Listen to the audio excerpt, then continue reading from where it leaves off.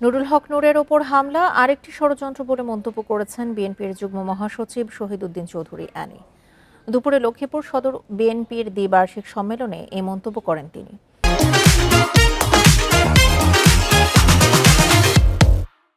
বলেন, নূরের ওপর হামলা কিছুতেই মেনে নেওয়া যায় না, হামলাকারীদের দ্রুত খুঁজে বের করতে হবে।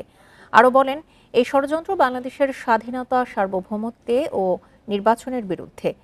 যে কোনো ষড়যন্ত্রের বিরুদ্ধে সবাইকে ঐক্যবদ্ধ হওয়ার আহ্বান জানান তিনি। আজকে ডাকসুর বিপি নুরুর রক্তাক্ত হতে হয়। নুরুর উপর আঘাত কারা করেছে এটা খুঁজে বের করতে হবে। এটা আরেকটা ষড়যন্ত্র।